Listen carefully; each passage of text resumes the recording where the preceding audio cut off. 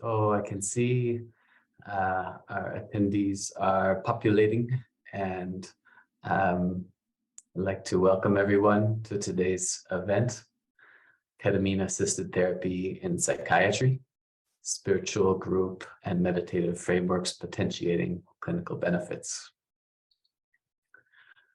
Today's event is co-sponsored by the USC Institute for Integrative Health and Wellness and the USC Center for Mindfulness Science.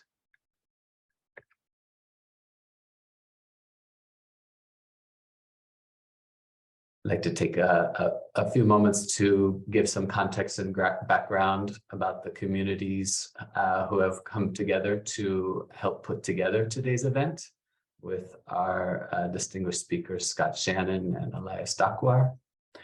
The USC Institute for Integrative Health and Wellness mission is to promote the health and healing of individuals, families, and communities we serve through the advancement of the practice of integrative health, the science upon which it is based, and the education of healthcare practitioners and the USC community. Vision is to transform healthcare by establishing a collaborative, holistic paradigm that promotes health and healing and integrates all aspects of human life: physical, emotional, mental, spiritual, cultural, social, and environmental. And the USC Center for Mindfulness Science mission is to cultivate individual and societal awareness, well-being, and transformation of suffering through scientific understanding of the impact of mindfulness and related practices on human consciousness and health. And our vision is a kinder, wiser, more compassionate world arrived at by integrating the scientific understanding of consciousness and compassion, thus promoting human transformation and societal flourishing.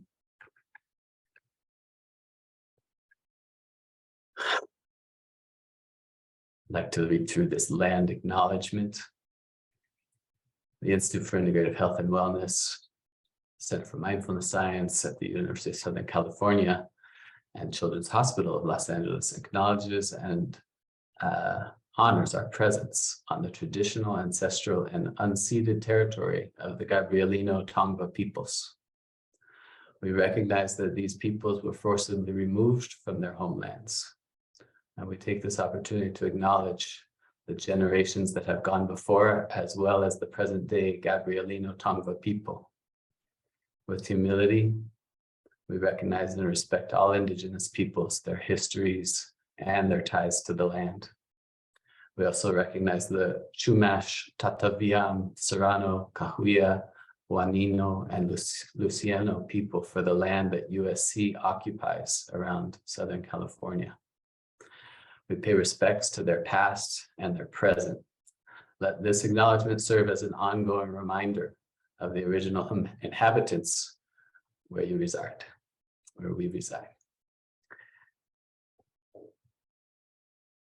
And for those who are attending with an interest in CME credit, the activity code is 45 STAT. You can actually put your mobile phone camera on this little QR code, and it will bring you to the page to register in order to be able to claim the credits. And it's a little instruction if you don't have the EEDZ mobile app that will help with this whole process. If you have difficulty with this, contact the organizers and we can help you after the fact.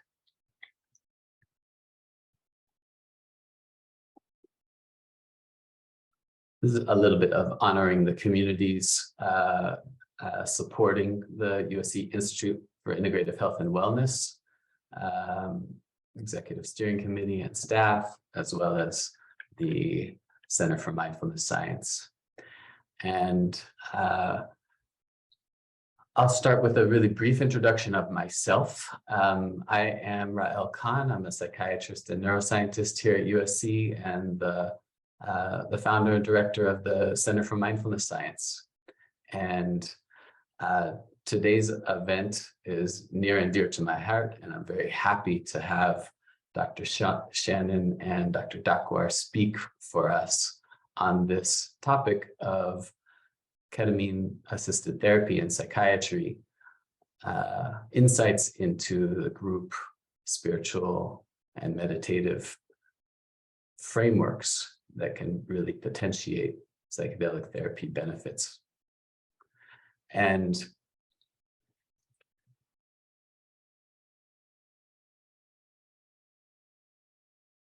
I'll just mention that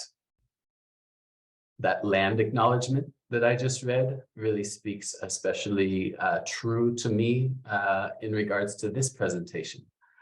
While we're not speaking about the psychedelic plant medicines that are native to the land we inhabit here in the Los Angeles area, but instead this, pilot initial psychedelic that the modern West has deemed appropriate to legalize for clinical use and widespread availability now, which is ketamine, a very fascinating compound. The indigenous peoples of North America and the world over have been using psychedelic-assisted therapies as integral to healing practices for millennia. So I think it's really especially appropriate that we acknowledge our indigenous brothers and sisters and their cultures and the traditions that actually kept these practices alive long enough for us in the modern Western world to now be rediscovering their clinical efficacy and making a contribution to the modern practice of psychiatry.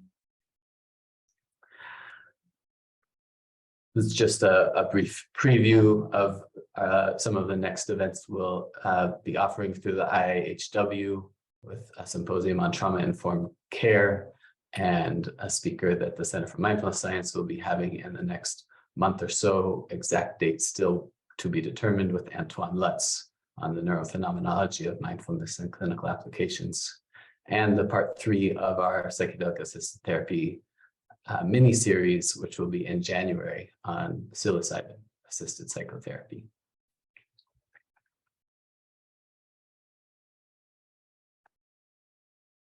Okay.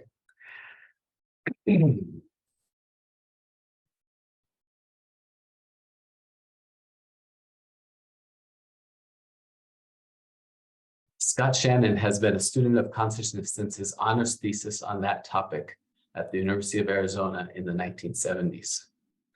Following medical school, MDMA, excuse me, I've just lost track of my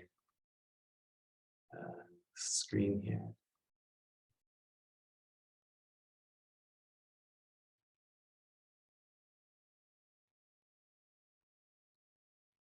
Following medical school, MDMA-assisted psychotherapy became part of his practice before this medicine was scheduled. Scott has published 4 books on holistic and integrative mental health and is past president of 2 national medical organizations and currently teaches ketamine-assisted psychotherapy for Prati, the Psychedelic Research and Training Institute. He serves as a site principal investigator for the phase 3 clinical trial of MDMA-assisted psychotherapy for PTSD and the phase 2B study of LSD in generalized anxiety in Fort Collins. Scott is the founding CEO of the Board of Psychedelic Medicine and Therapies, and I've had the pleasure of working with Scott as one of the principal investigators on the MDMA-assisted psychotherapy trial for PTSD, in my capacity running a sub-study of that, looking at epigenetic change underlying that clinical efficacy. Scott, thank you so much for being with us today, and I'm really looking forward to your presentation. Well, my pleasure, Rael. And, I want to thank you and the USC centers for the invitation.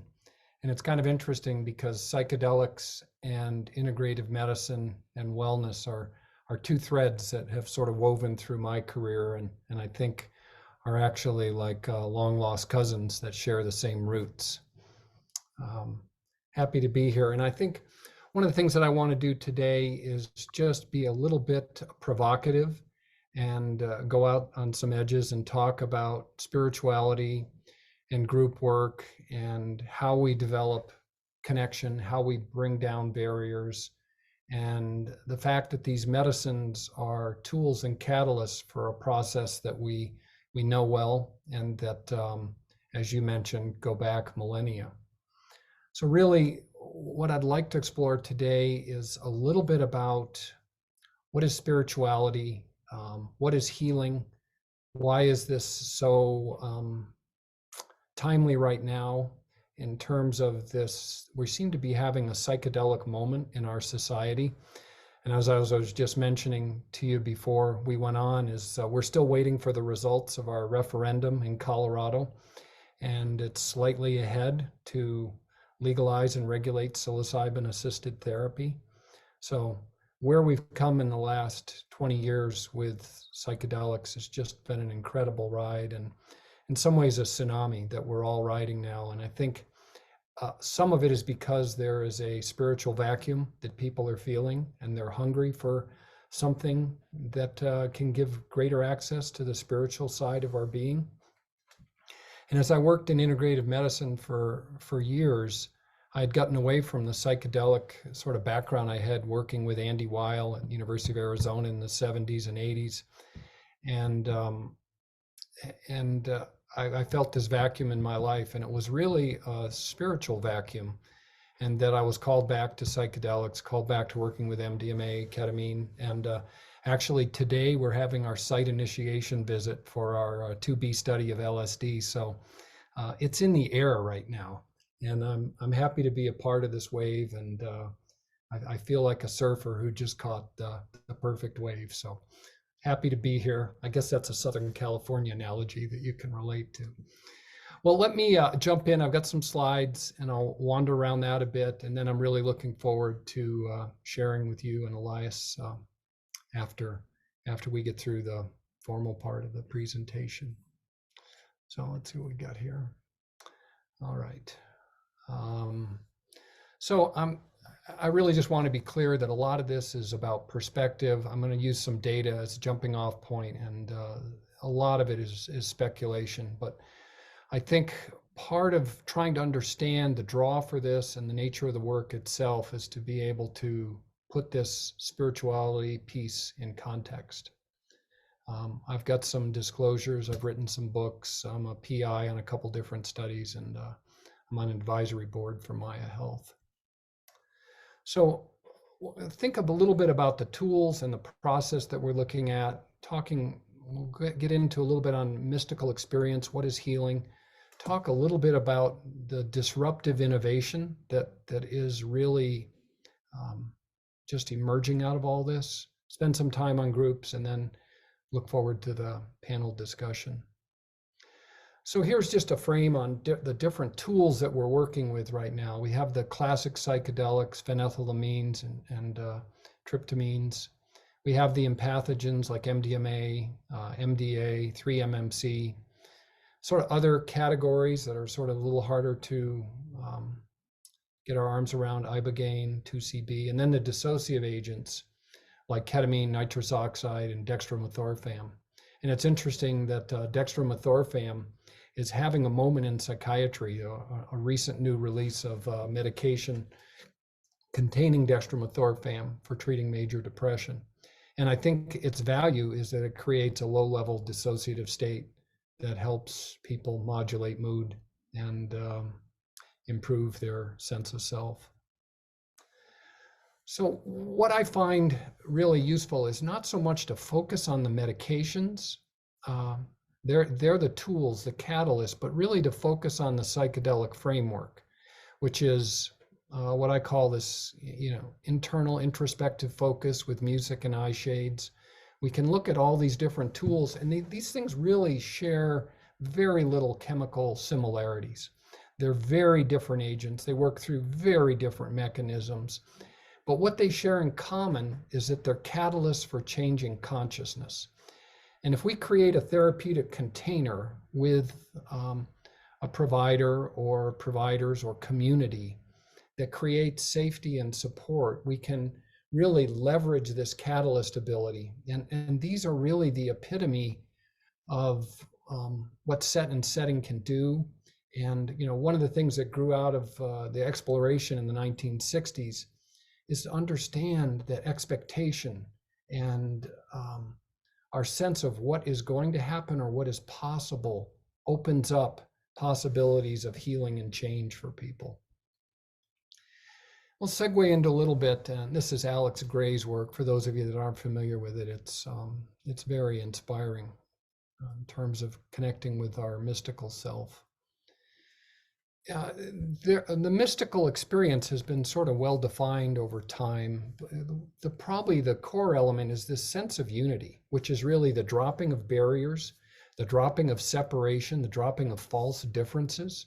And what's interesting is that our culture is really having a moment of the opposite of whatever unity is, which is polarization, othering. And I think this is maybe one of the reasons why ketamine and psychedelics are being called forth in a way now. Other elements of this are ineffability, a sense of sacredness, a transcendence of time, and this noetic quality that we're somehow tapping into or touching some deeper reality that is true and authentic that we don't often have access to. So these are the typical elements of a mystical experience. And we have sort of related psychedelics because of their power to bring forth the mystical experience, but there's many different ways to get there. And one of those ways is with near-death experiences. This may not be something you easily prescribe, because they're not without risk, but the people that get through and experience a near-death experience, they have this sense of serenity, presence of light, a detachment from their body, transcendence of ego and time. But what's even more pervasive and more interesting is this intense feeling of unconditional love that sort of pervades. And what happens when people have a near-death experience is they have this dramatic change in how they view the world. And it is not just being unconscious or not just having a close brush with death, because many people who've had a close brush with death don't have a classic near-death experience. And when there's no near-death experience, when there's no internal reverie that fits this description, they don't have this process connected to it. And interestingly enough, and this is a number of researchers have found this, there's really no connection with religiosity. So people's interest, preference, connection with religion before this experience doesn't drive it. And what happens is that when someone has a near-death experience, they have this dramatic change to their perspective, their worldview, and this creates this ongoing process of post-traumatic growth. And this is very similar to what we see with psychedelic treatment. Particularly, we're seeing it with psilocybin and with MDMA in our trial. And a lot of the parameters of post-traumatic growth that we see with MDMA is that the improvements continue. And with MDMA, we may see 55% of people resolve their PTSD at 2 months. But if you go out 12 months, an even greater number reach that threshold, because this starts a process for them that actually creates this process of ongoing post-traumatic growth, which is one of the interesting things that both of these experiences, near-death experience and psychedelic experience, have. So we know this is probably the most profound and landmark study in psychedelic medicine. Psilocybin can occasion mystical type experiences having substantial and sustained personal meaning and spiritual significance. Roland Griffith's work out of Johns Hopkins in 2006. And just a quick recap, it was a double-blind randomized controlled trial. It wasn't a large study. They used methylphenidate as a control.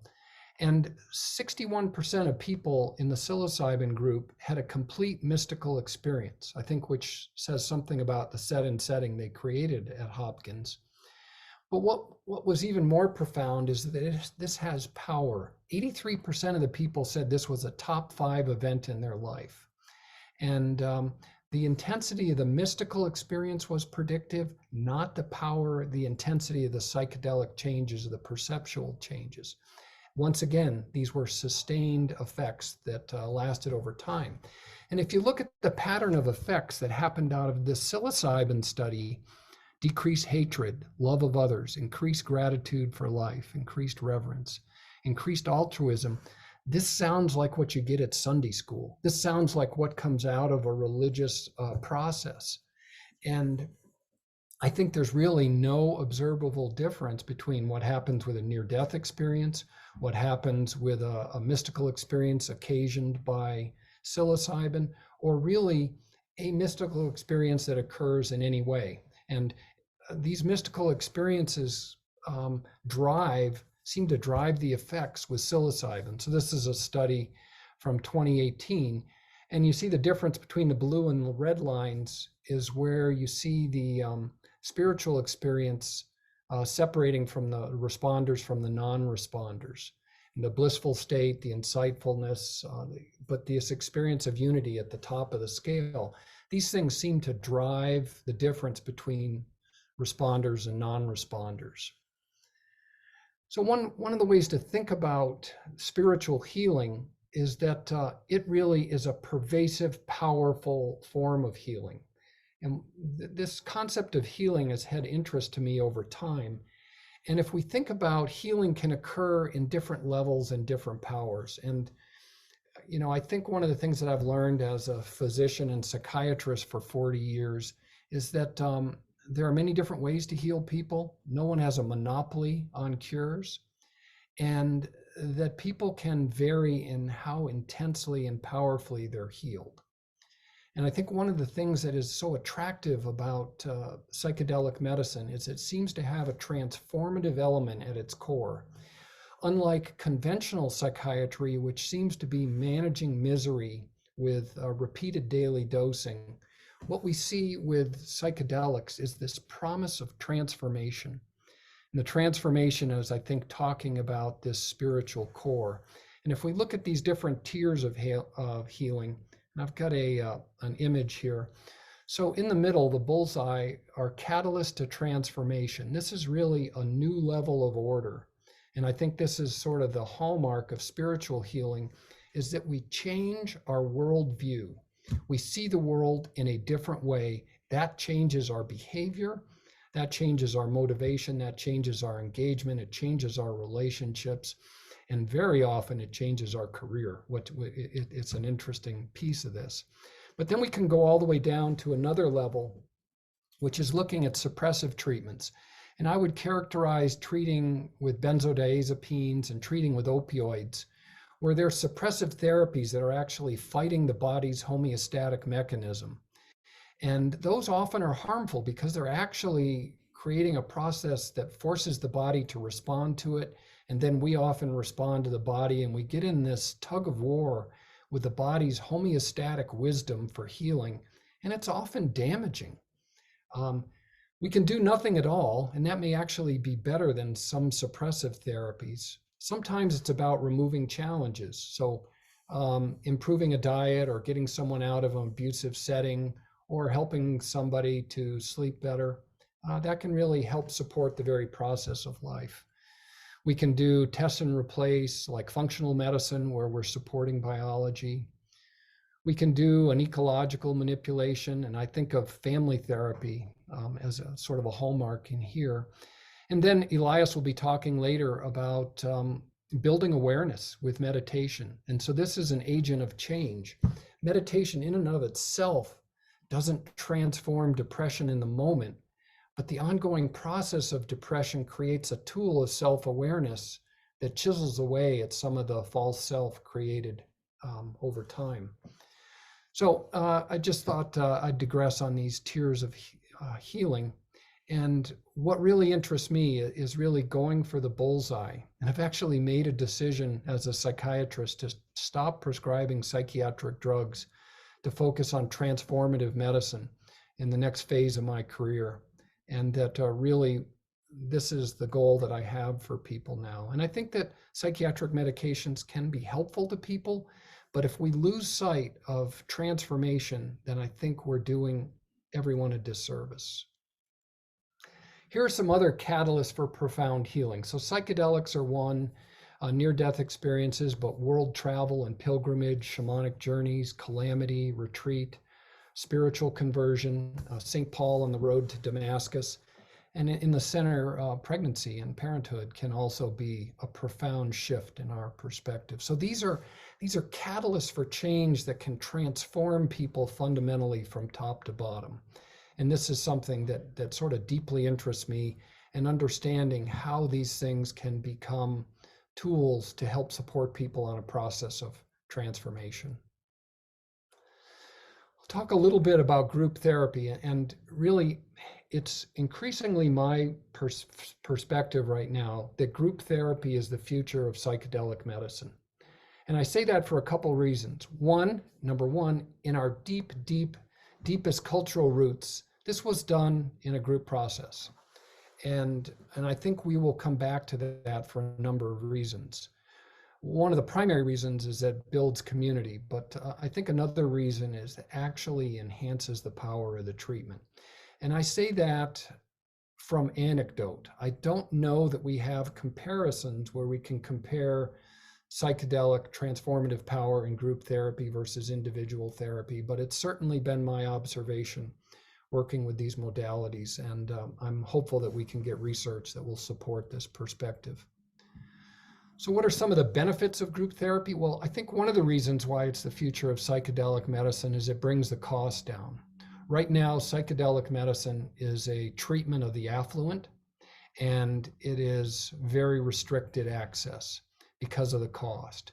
You want to do psilocybin therapy or you want to do MDMA therapy, you're going to have to sit with a therapist, sometimes two therapists in our MDMA study, for 6 or 8 hours.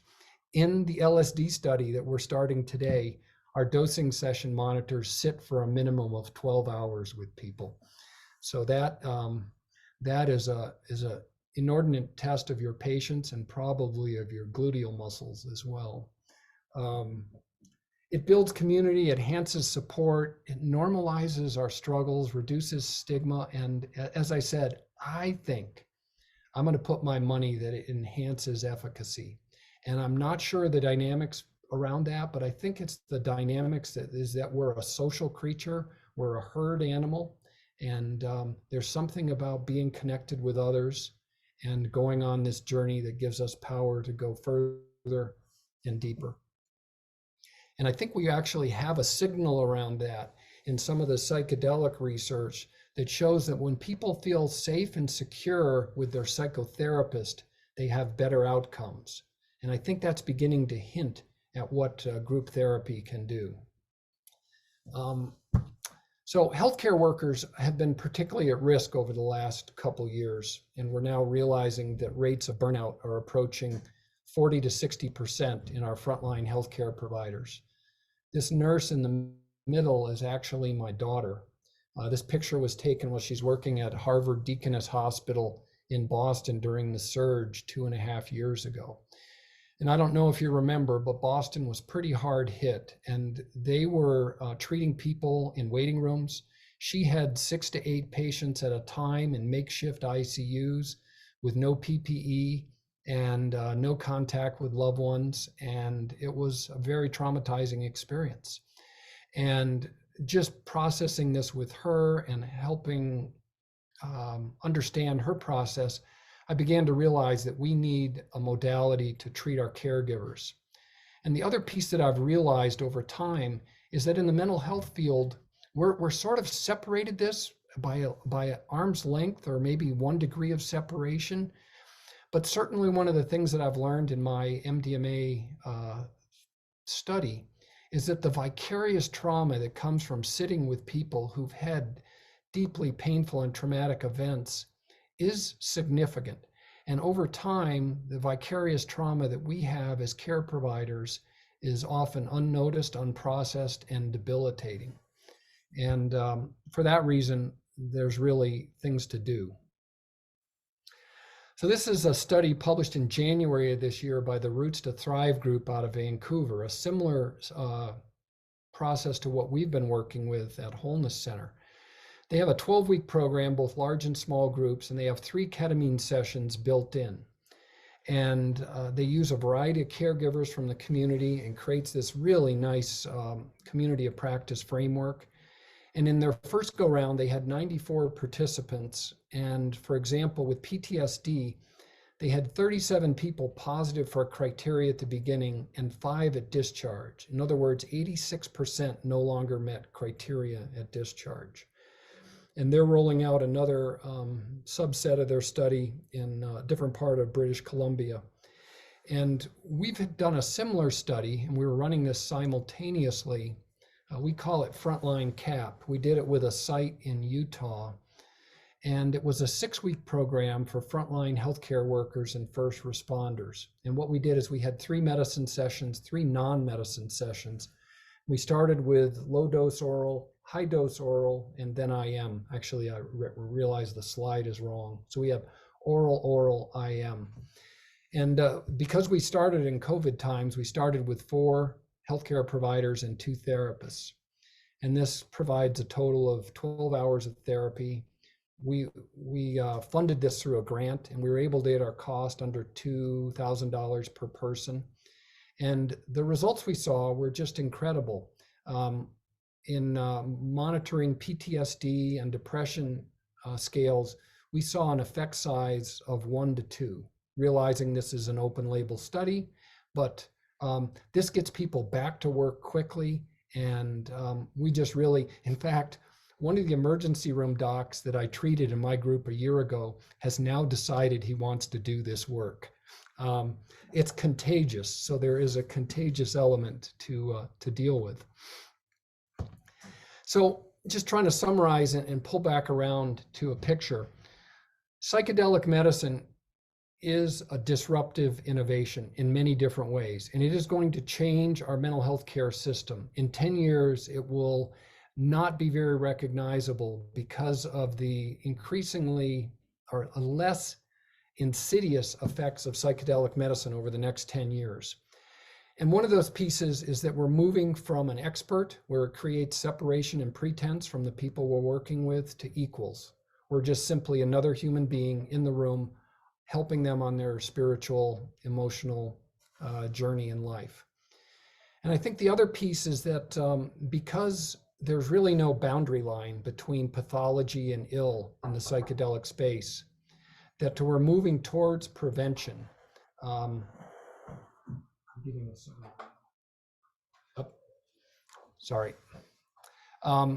Because we can treat the betterment of well people, as Bob Jesse says, we can really move towards prevention. And we have a model that actually improves people's mental health without focusing on pathology. And I think we're moving a place from fear to trust. We're moving a fear of the psyche with antidepressants, antipsychotics, where we're really trying to hide and suppress the psyche, to a place of trust where we recognize the inner healer and the ability of the body to heal itself. And I think this is one of the ways that integrative medicine and psychedelic medicine have this shared core belief. And that part of that model is this model of transformation and not daily medication, as I mentioned before. But just, I think, finally, and in summary, we're really going to move from a model of psychopharmacology, which is in some ways, for example, the chemical imbalance theory, which is really much of what we're doing has been built on, is kind of a pseudoscience. It's kind of an urban myth. We really don't have solid evidence to support it. And I think increasingly nobody gives it great respect, at least in terms of treating depression. And I think with psychedelic medicine, we're moving to a model where we're not going to be focusing on what these things do to neurotransmitters, but how does this open up spiritual connection for people? How does this open up a bond with a deeper unity and connection with self, others, planet, and even our profession? So what and how do we emphasize this movement to spirituality? I think groups do that. I think really understanding the psychedelic framework, and then having a sort of a palette of tools in psychedelic medicine that we can use as catalysts within this container, this sacred container that opens up our spiritual connection. I think that is the goal, and I think that's what inspires me now. And I'm just really excited to have this conversation. as we move forward today and hear what Elias has to say. But I think that's me. And this is a bit of a plug for our nonprofit that trains professionals in ketamine-assisted work with a sacred container. So I'll wrap up there, Rael, and hand it over to you and Elias. Wonderful. Thanks so much for that. I really appreciate the focus on transformational medicine as the kind of context and container for viewing this. And it speaks to me partly because, that's in a way what has kept me from getting into outpatient psychiatry here in my academic role. I just couldn't bring myself to want to do that work. And so, my clinical work is in the psychiatric ER, where we just don't have many other options besides pharmacology. Western medicine seems to specialize and manage emergency situations especially well. And we could do a lot better, but at least there I didn't have to face this really deep inner conflict that, has just been a real challenge. How can I act in the world as a psychiatrist with that model that I just can't resonate with? So anyway, thank you for sharing. I'd like to introduce Elias Dakwar. Elias is an associate professor of clinical psychiatry at Columbia University Department of Psychiatry and researches novel treatments for addictions with the support of several grants from NIDA and NIAA. A special focus of his research has been evaluating subanesthetic ketamine infusions for cocaine use disorders in both laboratory and clinical settings, as well as investigating ketamine infusions as an adjunct to mindfulness-based treatment, motivational interviewing, and other behavioral frameworks for alcohol, cannabis, and opioid use disorders. He has a more general interest in the impact of non-ordinary experiences and of the interventions that might occasion them in psychiatric treatment. And I'll just say one of the things I'm especially honored to have you join us around, Elias, is, having really kept my pulse on the field of psychedelic assisted therapy, as well as meditation and mindfulness assisted therapies. I've been really just yearning to see these things combined, as I have a deep sense that they are so complementary, and to see your recent work over these last few years, not only combining them, but doing so with NIH dollars, really helped keep a light burning for me. So really looking forward to your presentation today, and thank you also for being here, Elias. And thank you for inviting me, and it's great to be here with you, Rael, and with Scott. And looking forward to sharing some information and experience with ketamine and mindfulness I've had over the past 10 years or so. Let me just share my screen.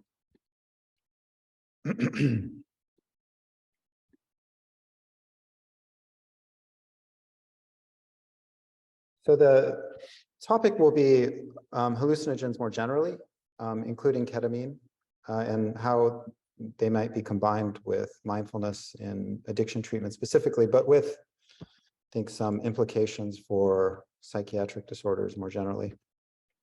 Just starting with disclosures, been funded by NIAAA and NIDA, and I have no conflicts of interest to report.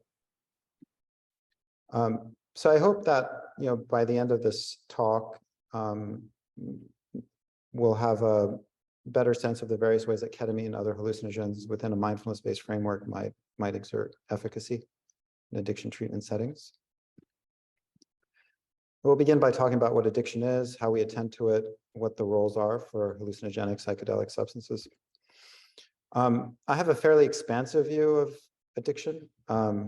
Contentment-driven, reactive, complacent, rigid, agitated decision-making on repeat, mostly the lives of us all.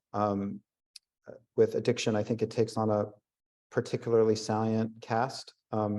It can occur with nearly anything. Those substances, processes invested with meaning and value are most compelling. Brain-based models of addiction are inadequate, as are structuralist, economic, cultural models.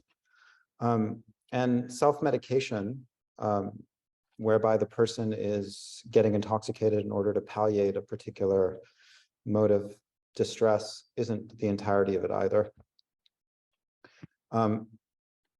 So there are several models of addiction treatment. There's harm reduction. There's a medical model, which is either abstinence-based or use reduction. And it can fall into several heuristics: biological, behavioral, existential, psychological, psychospiritual. And then there's the communal. I'm going to speak about how hallucinogens, psychedelics might fit into any of these. So starting with harm reduction, it's non-abstinence focused addiction care intended to develop a healthy relationship with substances and the harm surrounding them. So the intention isn't to stop using, it's to help people manage their use. And survey data suggests that recreational use of psychedelics dampens the harms associated with illicit substance use. People are less likely to become addicted, less likely to overdose if they also engage with psychedelics. But all of this evidence is anecdotal, including the occasional heroic doses where people will take a lot of mushrooms or LSD and have some kind of large experience that compels them to change their ways. Microdosing serotonergic hallucinogens may also be helpful, but again, it's anecdotal. So-called green recovery refers to using cannabis regularly in order to stave off the more deleterious effects of addiction. And sustained ketamine use has also been cited as a way for people to address addiction. What about the medical model? So ketamine is a good case study. We'll be talking about that most robustly. It has the most clinical experience and modern randomized clinical trial evidence justifying its use. Trials have been conducted or underway investigating ketamine for cocaine, alcohol, opioid, tobacco, and cannabis use disorders in a variety of contexts. We'll talk about those as well. But modern research is also being conducted, as everyone knows, investigating psilocybin, tobacco, alcohol, cocaine use disorder. There's some startups investigating MDMA, 5-methoxy-DMT, and ibogaine analogs for addiction. But these are far more preliminary. So let's begin by just going over the different models in which psychedelics, hallucinogens have been incorporated. And Scott went over some of them. So in the 50s and 60s, thousands of participants received hallucinogens safely and with potential therapeutic benefit under well-studied circumstances. And the two models that were investigated are the psycholytic, that roughly means mind dissolving. It was developed in Europe. And the intention there is to facilitate therapy, specifically psychodynamic therapy, but it's taken a more universal cast recently where it can facilitate other modes of therapy too. And in the initial iteration, the way that it would facilitate therapy is by softening defenses, allowing free association, transference fantasy, promoting introspection. So in effect, the agent is working in the service of the therapy. It's not central. Psychedelic models, the psychedelic means mind manifesting. That model really sees the experience as the center piece and is oriented around preparing for it, guiding people through it, and then subsequently working through and incorporating whatever insights, perspectival shifts might have happened during the experience. So it's a much more ambitious and so-called transformative paradigm. You know, a lot of critics of the psychedelic model, see it as quintessentially American, with a kind of vestigial religiosity to it, that people can be capable of sort of redemptive experience. So it's important to kind of pay attention to some of these nuances because they do influence the way we approach these substances, both in research and clinical settings. Either model is usually individual, but could be adapted to a group setting. And I agree with Scott that the group setting is a really important resource to consider, not only in terms of scalability and cost efficiency, but also in terms of efficacy. Psychoactive effects are important in all of these models. So it's not a neurobiological model with the psychoactive effects simply irrelevant or epiphenomenal, that they're crucial somehow to the medicines doing what they do. And as far as ketamine goes, these different models serve as the foundation for current frameworks which ketamine is given. Just a review of ketamine's psychoactive profile in relation to other substances. This is the 5D-ASC scale. It's commonly used to represent the psychoactive effects of substances. And we see here that ketamine basically follows a similar profile as psilocybin LSD, with perhaps more self-disintegration and less perceptual alterations. One caveat here is that ketamine was given in a biological model. It wasn't given in the psychedelic model that psilocybin, MDMA, and LSD were given in. And given that there wasn't the sort of set and setting, the preparation that usually accompanies that model, that may have impacted the psychoactive effects that emerged. This will be relevant later when I discuss some of the mystical type effects that I've seen with ketamine in our studies. So other models that have kind of emerged in this so-called renaissance of psychedelic research, ketamine facilitates learning and behavioral modification through the promotion of the neuroplastic window or critical period, allowing for behavior change. Ketamine disrupts neuroadaptations resulting from sustained substance exposure that perpetuate problematic use, improve functional connectivity, prediction coding, belief formation, reward science, glutamate-mediated excitotoxicity, neurodegenerative changes. And lastly, ketamine facilitates mindfulness training by providing access to contemplative experience, removing obstacles, motivating a practice. So at the time that these substances were researched initially, the 50s and 60s, though the counterculture was steeped in contemplative practices from the East.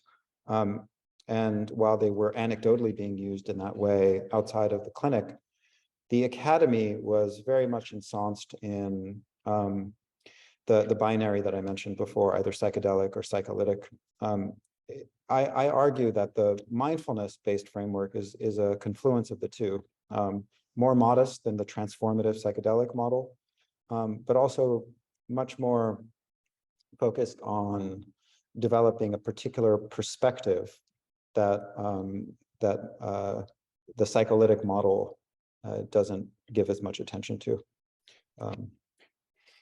So ketamine was very interesting to me because it's legal and incredibly accessible.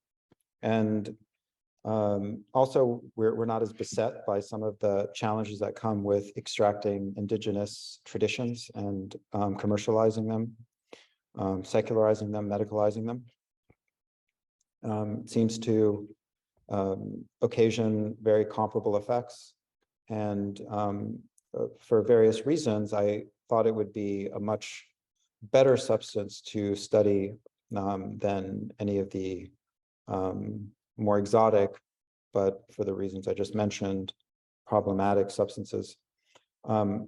So I envisioned that ketamine would pave the way for a very different mode of psychiatric care, not so pharmacotherapy centered, not driven by big pharma, motivated towards psychotherapy-based treatments, bringing back engagement, bringing back experience, subjectivity to the clinic, and also doing so in a way that doesn't exclude certain people from treatment because of medication costs, et cetera, ketamine being as cheap as it is. We're seeing with the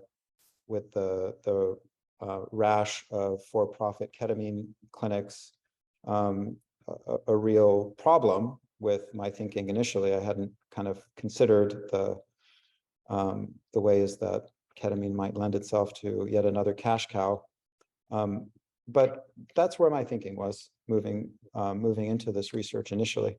I was also quite interested in contemplative experience and meditation, and was motivated to find a way to facilitate meditation training, specifically for people who might have otherwise difficulty doing it because of addiction-related vulnerabilities or other psychiatric issues.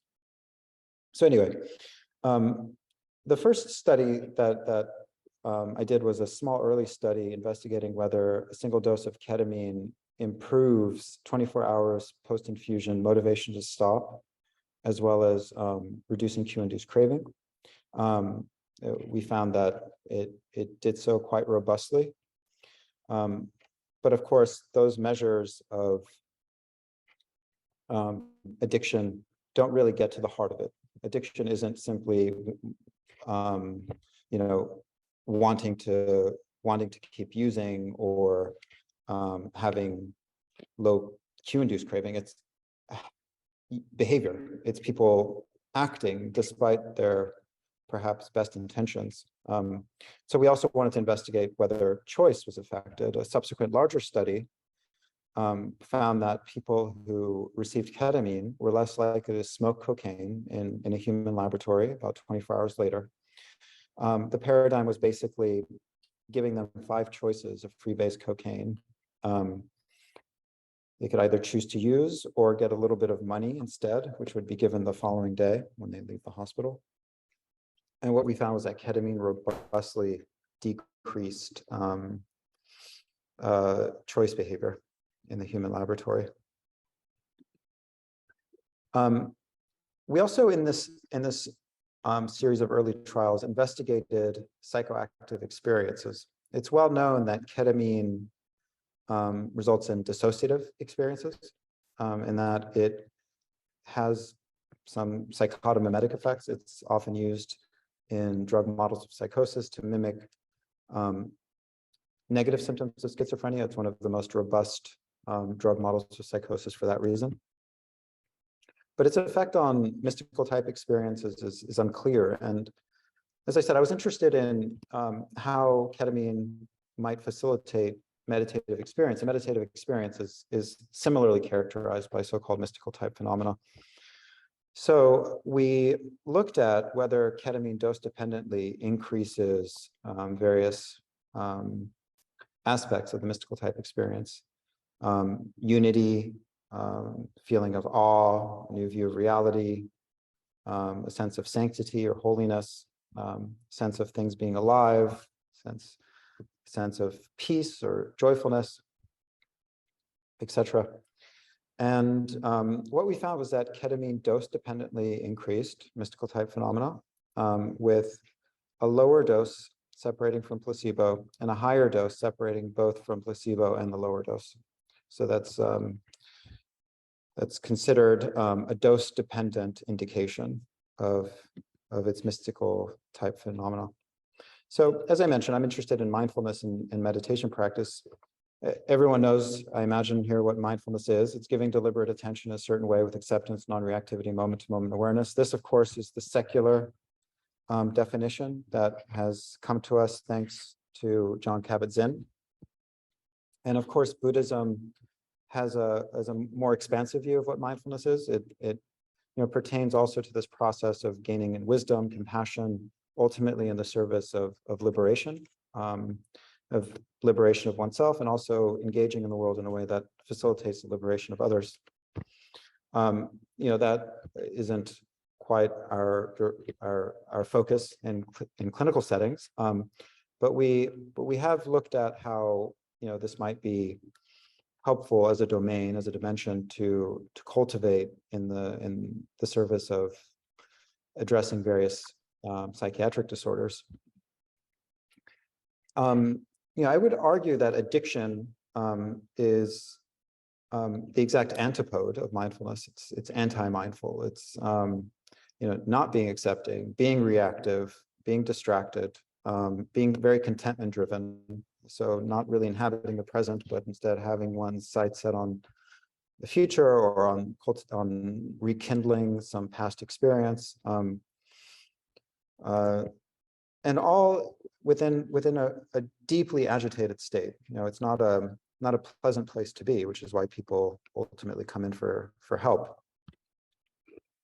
And I did an early study investigating a mindfulness training regimen for addicted people. And while some people benefited, a lot of them reported a lot of difficulty. The same issues we were trying to address with mindfulness training really compromised their capacity to engage with the practice. And we had some very good people training them. It wasn't a matter of therapist incompetence or something. That there's some real challenges when trying to open up this door for certain people. So I turned to these substances as a mode of helping people overcome these hurdles. And there are various ways it might do that. It might provide an experiential stepping stone, providing an immediate, intimate experience of what mindfulness is, of what contemplative experience is, providing a kind of example that would motivate a practice, may lead to an afterglow of enhanced mindfulness, or feel a little more open, calmer. May lead to changes in motivation as well. May create opportunity for reappraisal of values, where they find themselves just better able to understand why this might be helpful, why it's important to move beyond the addicted stance. I want to go over how the mindfulness framework actually looked practically in our trials. So we gave IV infusions in the hallucinogenic dose range. Participants were taught how to meditate prior to infusion. Intention setting was oriented around mindfulness-based commitments, being open, attentive, non-reactive, non-judgmental.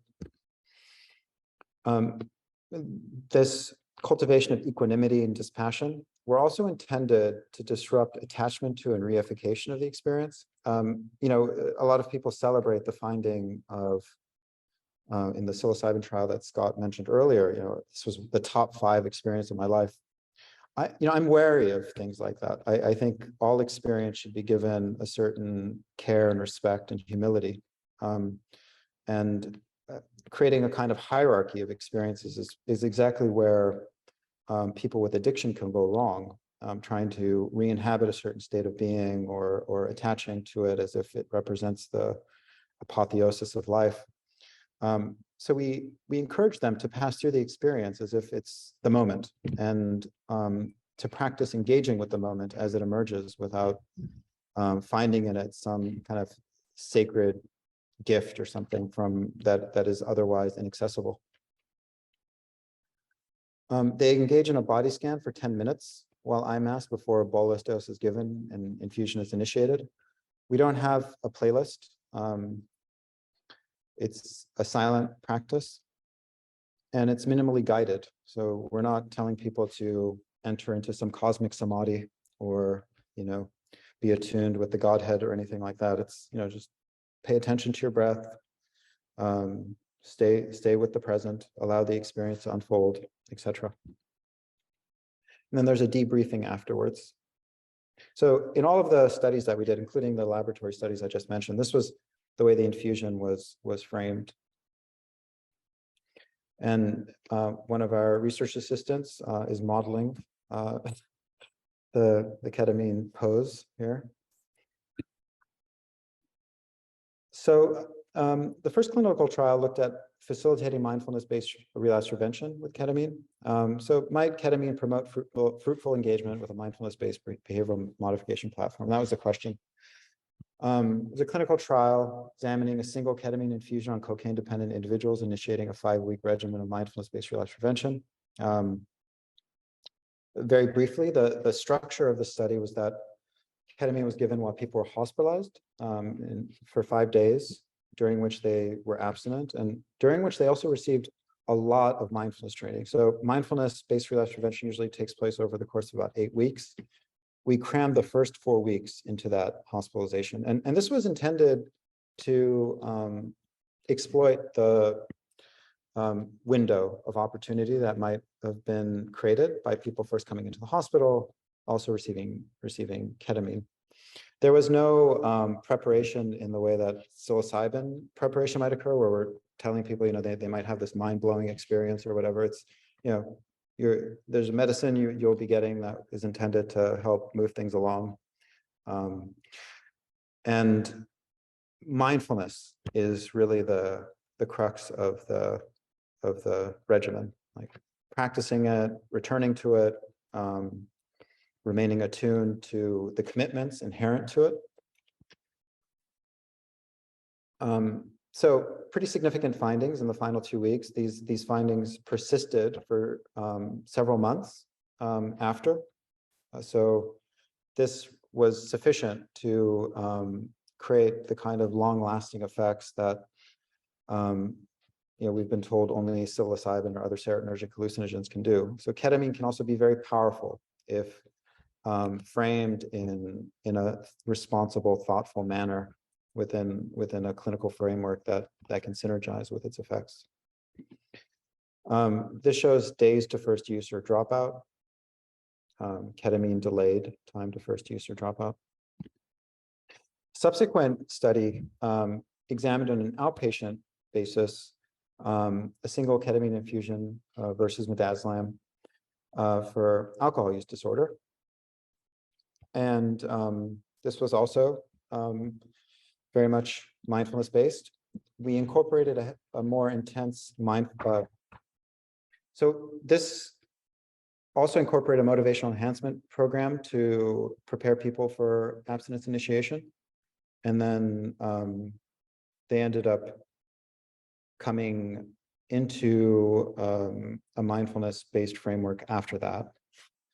So the motivational enhancement piece was really intended to engage them and get them clear on what their goals are and to think more deeply about values and priorities, commitments. Again, this treatment both promoted abstinence and delayed the time to relapse.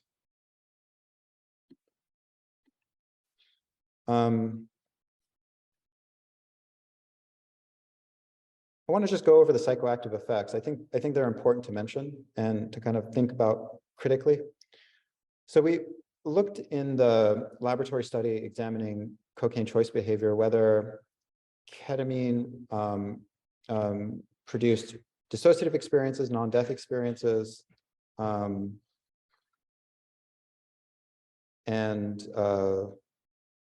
mystical type experiences. And we found that ketamine promoted all of those more than midazolam did. This final score is a global improvement score that kind of computed both the effect on choice behavior and also the impact in the natural ecology on craving and use. So ketamine had more improvement associated with it than midazolam. Then we looked at whether mystical type experiences, dissociative experiences, near-death experiences correlated with global improvement. They all did, but only mystical type experience mediated the effect of ketamine on global improvement. What that means is when you put everything into a model, whether they got ketamine, midazolam, the different psychoactive effects, only mystical type experience emerged as significant. Now that's a very powerful finding. That suggests that mystical type experience was even more important than whether they got ketamine or not.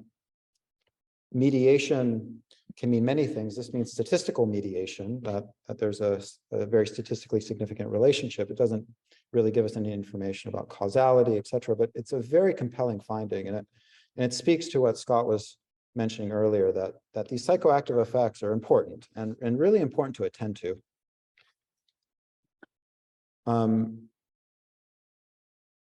So how do we summarize all of this?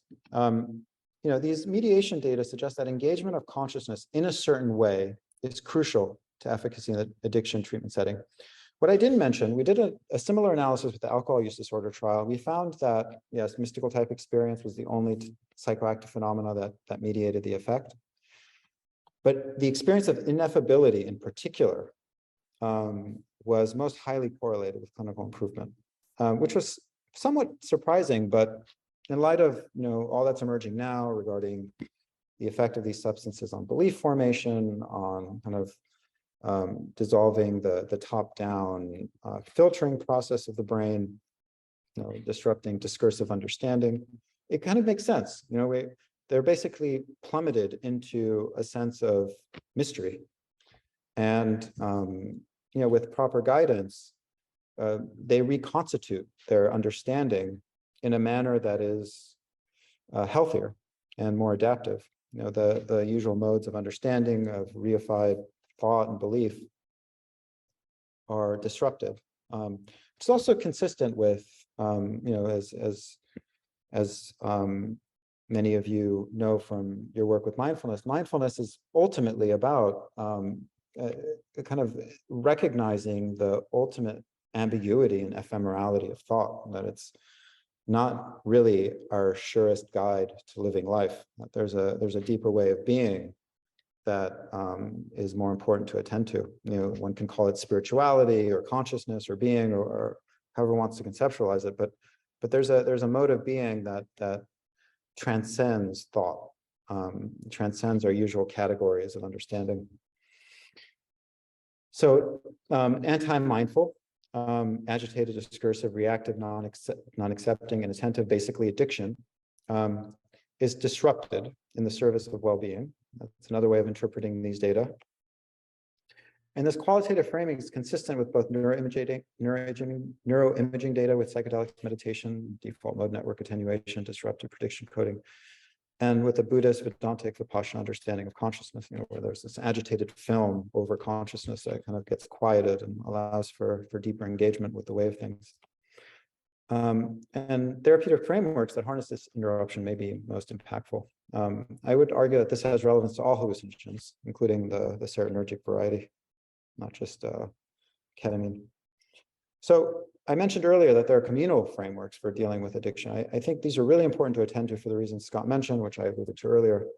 Let's go over what is currently happening. So there are syncretic, neo-shamanic, quasi-religious groups working with, quote, plant medicines or, quote, entheogens in highly ritualized ceremonial contexts.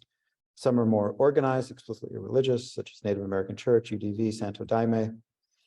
There's, of course, drug tourism and the so-called indigenous solution, people engaging with tribal medicine, expecting some kind of miraculous recovery.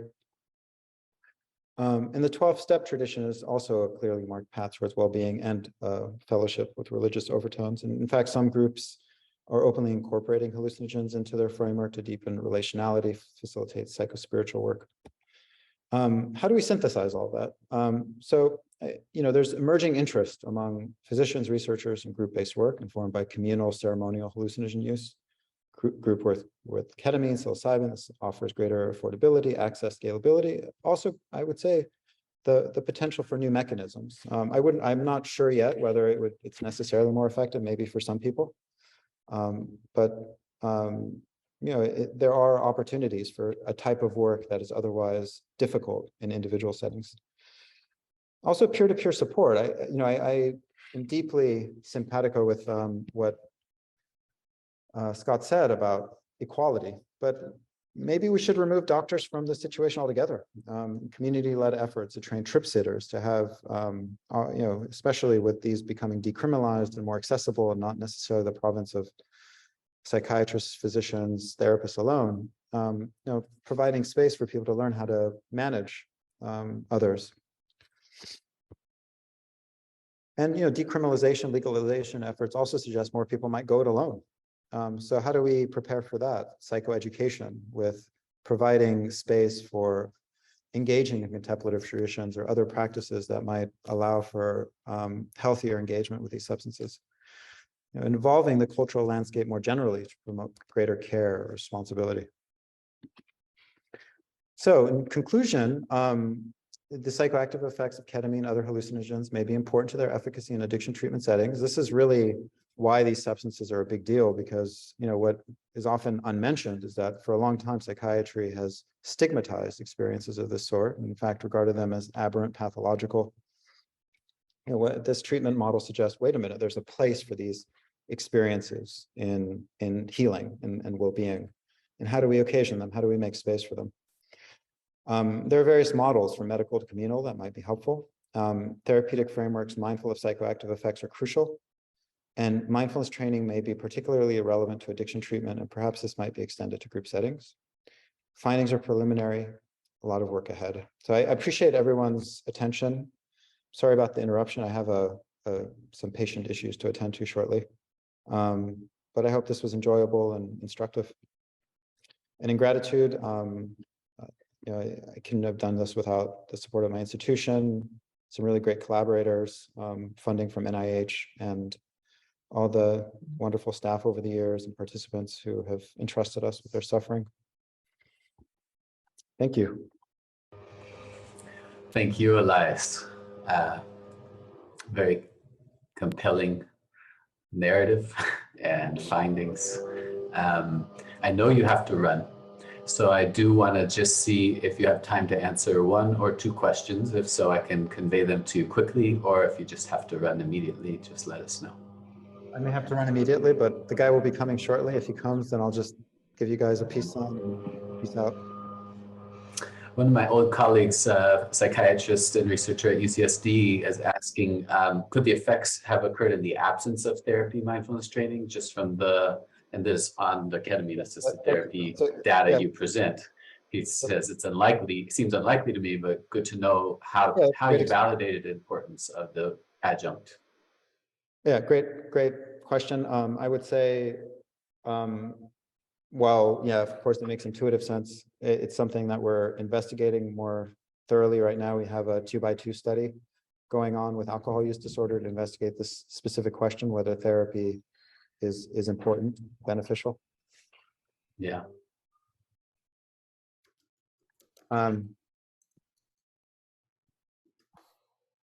Wrapping up, yeah. One other question? Could you elaborate on the point about the psychedelic model being quintessentially American and the criticism attached? I couldn't help a little bit of provocation there. So this is actually something I'd heard from some European colleagues who were opining on, the rich tradition of religious movements and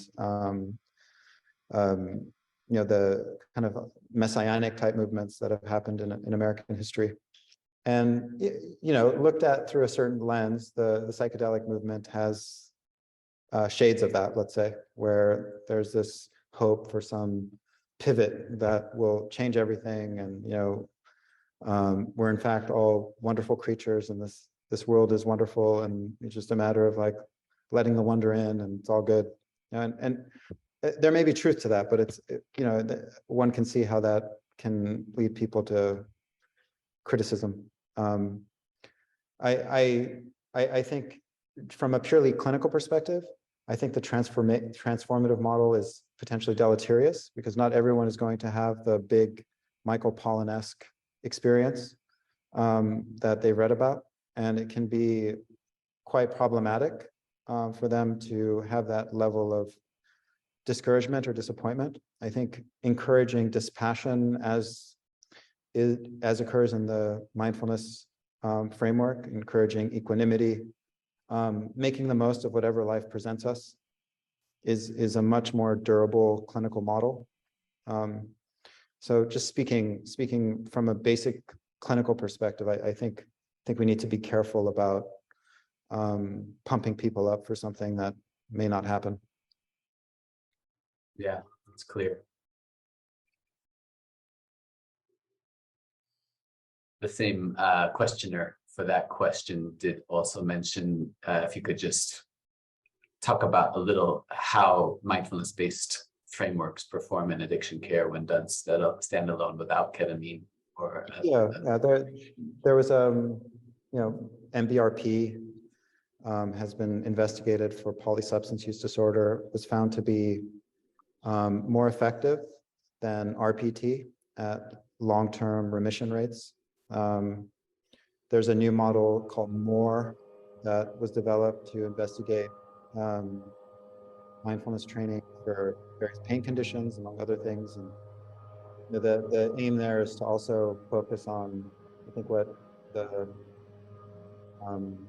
the researchers call savoring, or learning how to really enjoy natural experience, attend to it. That's part of all mindfulness-based frameworks, but that's also been found helpful. So yeah, ketamine is not necessary. And in fact, what I should mention that in that Roots to Thrive study, ketamine basically performed equally to the other community-based therapies. Like the ketamine is helpful, but what's most important is relationality, is engagement with the work. So yeah, I think we should all remain kind of thoughtful about the yeah, Yeah. what practice means, what the spiritual path means. But with that, I have to run. Peace out. All right. I really Thank enjoyed. you so much, I really enjoyed this Elias. life. Hi, Elias. Bye.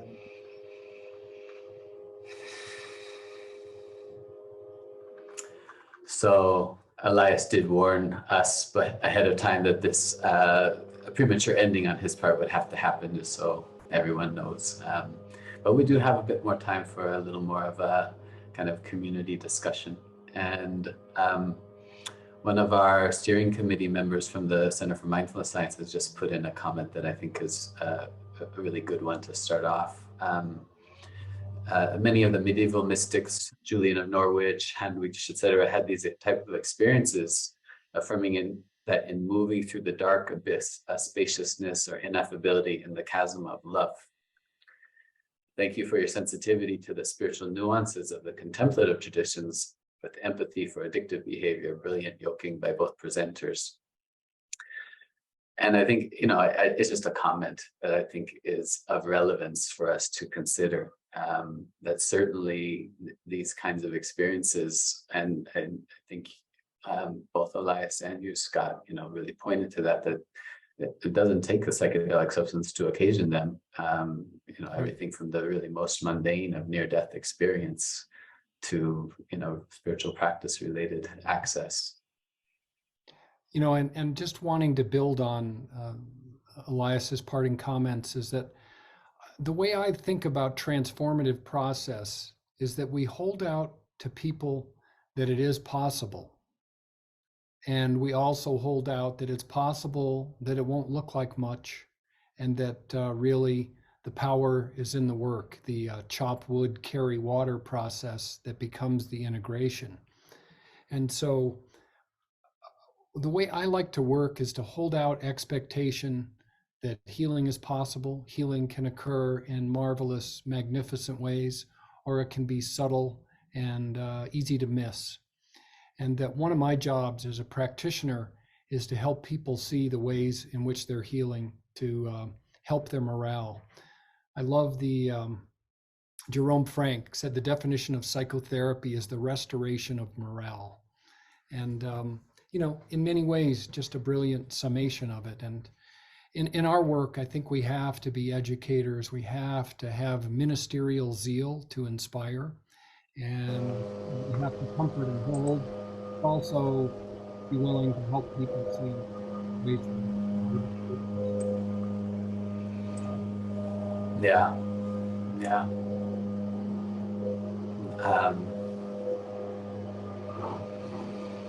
One of the things that his, Elias is from Palestine. And I think, part of his perspective about it being a very American model is really born out of his legitimate life experience and perspectives and kind of cultural perspectives. I think, these Americans really get so excited about the possibility that the whole world can transform. And of course, that excitement can happen and does happen with people all over the world, but it brings to mind, a kind of moderating, sobering voice of my wife, who's from Iran, who grew up in the Iran-Iraq war, with bombs, American bombs falling on her town, and just how, as much as she does respect and hope that the psychedelic model of more transformative based psychotherapy and psychiatry can have really powerful impact on the course of human history and suffering, it's so hard to really, believe it. And I think you pointed to that too, Scott, just saying like at the same time that this, reemergence of awareness and practice and, communal experience of these domains is being encouraged and even welcomed into the medical model, we are also what we seem to be on a collision course with dramatic, widespread suffering around the world.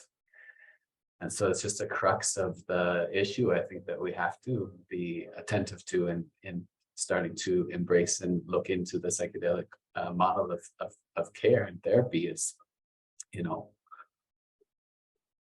there's such a mystery here.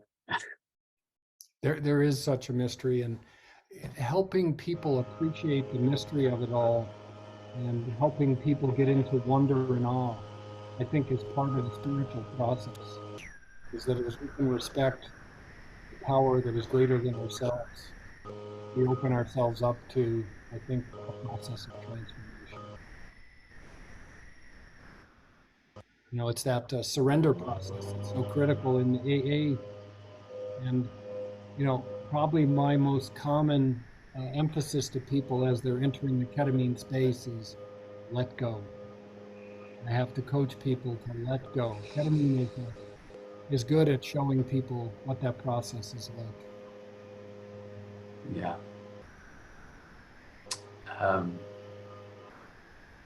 Along those lines, as a mindfulness teacher for many years, that is exactly the same instruction that I, find myself giving, especially to beginners as they're getting into practice, and I think those resonances between what it is to engage as a practitioner with mindfulness, training consciousness in the mind, the heart, and what it is for a facilitator of the psychedelic process to, provide some so-called external support to the inner journey that people are taken upon. It's just so interesting to me and really is at the heart of why I find the confluence of the two to really hold promise, that there's so many resonances and similarities. Yeah, and it's interesting that and I don't know the literature well enough to quote it, but there have been studies done with psychedelics that show that experienced meditators report that it helps them to deepen their practice. It doesn't take the place of meditation. And most people often go the path of Ram Dass, is that they start with psychedelics and end with meditation. Yeah. But, Yeah. Serious interface. Someone is asking us for you to tell us about the photograph on your back wall. I just noticed that. That is me on my wedding day to my aforementioned wife, Dr. S. Al-Habibi, a music neuroscience researcher here at USC. And I'm in Ojai on what's called Meditation Mount, where there's that little post saying, may peace prevail on earth. And I think the other side of it is the Arabic version of those same words. Peace pole. Well, that's a good signpost for our way today. Indeed. I think as we embrace the psychedelic space, we embrace a space of unity, connection, and love, and peace becomes our byword. Peace becomes our process. And I think it's one reason why this medicine calls so deeply to so many at this moment, because we're searching for peace, inner peace, communal peace, international peace, whatever. Indeed. Yeah, I feel that as well.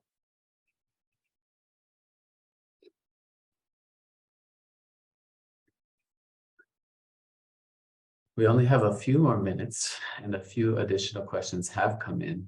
I think the question that I think is on a number of people's minds is how how are these psychedelics different from each other? You know, have you spoken about both of them, both you and Elias did, and kind of highlighting some of the similarities despite very different mechanisms. But do you have any insights on maybe for some specific conditions and or purposes for inner growth and transformation, the ways in which, for example, MDMA, psilocybin, ketamine, and LSD may have really particular, stronger application?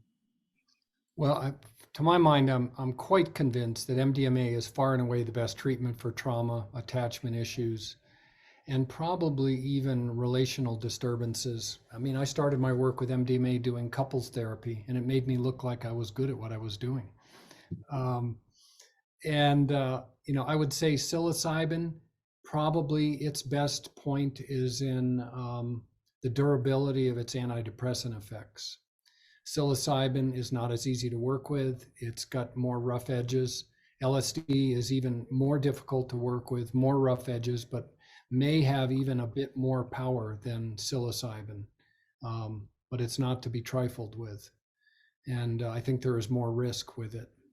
Ketamine, I think of as a nimble small craft that can do everything sort of decently. It's legal, it's short acting, it's anxiolytic. It creates a neuroplastic window that's pretty reliable. It's without integration, it's not as durable. And so I think that's one of the downsides of ketamine, but it's probably easier to work with and certainly more compatible with office practice, and it is legal. So it's got that going for it. And maybe Colorado will be a different at the end of the day today, but you know, I think it's just so sad that we have to fight this battle about legality with these tools that are both safe and effective healing mechanisms. And you know, I'm really hopeful that we're in the aftermath of the drug war and looking to see what we can do to learn from that and learn from what our ancestors knew, and be open to what science tells us and not have this such a political process, which I think is unfortunate. Wonderful parting comments, I think. Really a deep thank you to you, Scott. And for the community, I just want to make one additional kind of note here, which is that I and others in the Center for Mindfulness Science are actively now writing proposals combining mindfulness training and psychedelic therapy. And to the extent that, you know, the wider community wants to get involved in that here at USC, please feel free to be in touch. Certainly happy to work with, you know, the community in the most collaborative way possible. And thank you again, Scott. I think what we're going to do is end the seminar now. And I want to also acknowledge the leadership, Dr. Jeffrey Gold, and Not Know with the Institute for Integrative Health for co-sponsoring this event with us. And we look forward to seeing participants at our next event in the series, the part 3 with psilocybin-assisted therapy in January. My pleasure. Happy to be a part of this today, Rael.